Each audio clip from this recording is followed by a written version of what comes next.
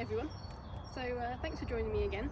As you can see, today I'm not in my garden, I'm actually in some woodland into my house, and I'm going to tell you a bit about a tale of two trees and what they can tell us about this woodland. So the first tree we're going to look at is the mighty English oak, which you can see just behind me here. I think this is possibly my favourite tree in this woodland. It's absolutely massive, and I don't know how old it is, but we do know that oaks live for a very long time, so it's quite possible this is a few hundred years old. One way to tell how old a tree is a process called dendrochronology, and that is a study of tree rings. So when a tree grows, each year, each growing season, it puts down a new layer around the outside of the trunk. So when a tree falls, if you cut a cross section, you can see all those layers and you can tell how much it's grown in a year, and if you count those rings, you can tell how old the tree is. Now, I happen to know that this woodland used to be part of the Rockingham Forest, and this is somewhere where King Henry VIII in Tudor times used to bring all of his knights and entourage and used to come and hunt deer. So I really like the idea that maybe this tree, it might have just been a sapling at the time, but maybe this tree was here and was alive when King Henry VIII was riding past with all his knights and entourage, enjoying himself in the woodland. So this is the first tree, and we're going to tell you a bit about another tree in a second, and then come back to why the oak is so important and why it used to be so important in the olden days.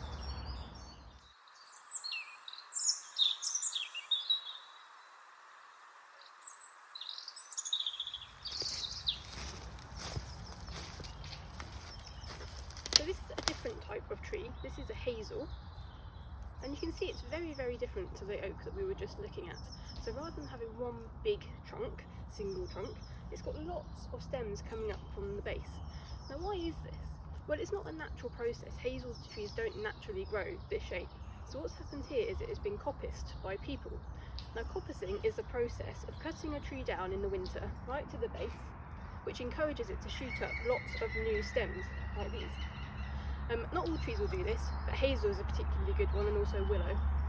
So why do people want to do this? Well, in the olden days, people used to really rely on the woodlands for things like fuel for firewood, and also for building materials, for fences and building their houses, and also for food if they went foraging. So coppicing is a process that's happened for thousands of years. So although this tree might not look anywhere near as old as the oak because it's not got that big trunk, this hazel tree, it's actually called a coppice stool when it's been cut like this, could still be really, really old. And we know that coppicing has been taking place for a long time, and most of the hazel trees in this wood have been coppiced. So most of the hazel trees you'll see are sort of this shape. Okay.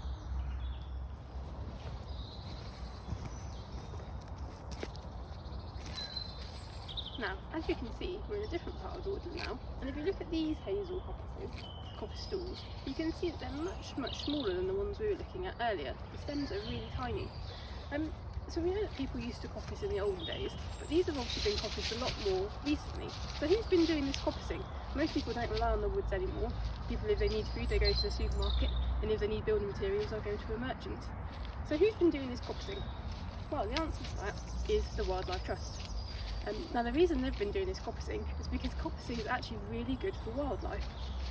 So by cutting trees down every now and again, what you do is you get much more light down to the woodland floor, and that means that different plants can start to grow. So when this was coppiced a couple of years ago, all sorts of different plants came up, including some beautiful foxgloves which I'd never seen in these woods before, and suddenly, because there was all this light getting down to the floor, they all started to grow up. What also happens is you end up with a different structure. So you can see, if you look in this bit of woodland, you've got big tall trees, and some of those have been there. We've got coppice stools, which is sort of middle height, and then we've got some bare ground where there's different plants growing. And wildlife really likes to have that different structure. So lots of different species thrive at different heights and on edges. So things like the hazel dormouse relies on hazel being coppiced for its food and for its habitat. Different types of butterfly. So this is a really good area to see silverwash fritillary in the summer. And also different birds, things like nightingales, they really like to have edges to nest in and open areas with sort of areas of scrub.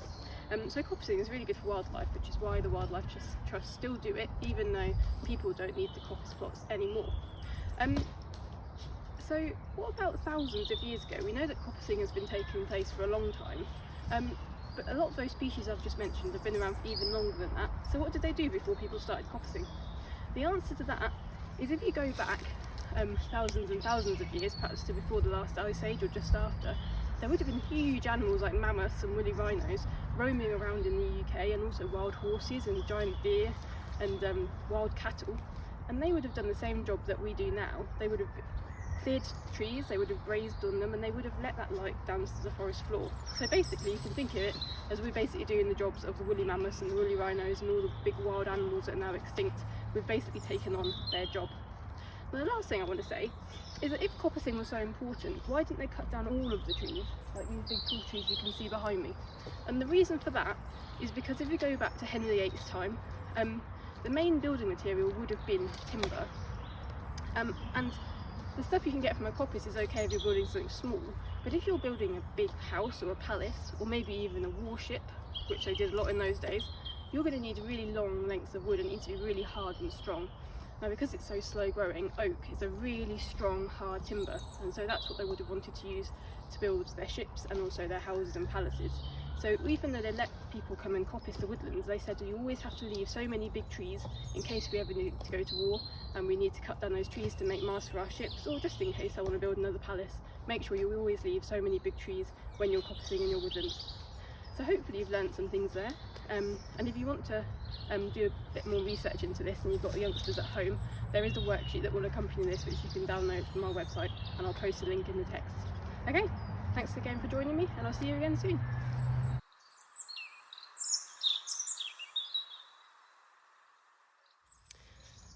So it's now been a few weeks since I originally did my video about coppicing, so I've come back to the same glade just to show you the difference in the structure that cutting down some of those hazel trees has made.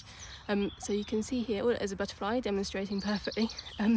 So because some of these hazels have been felled and they're much smaller, you've got different layers in the structure. So you've got the tall trees at the back, you've got these shorter trees which are regenerating, and because the light can get down to the floor, you've got all these lovely flowers, bluebells and celandines, which are fantastic for the butterflies. So that really demonstrates really nicely how coppicing can really help the structure of a woodland. There's another butterfly going along there.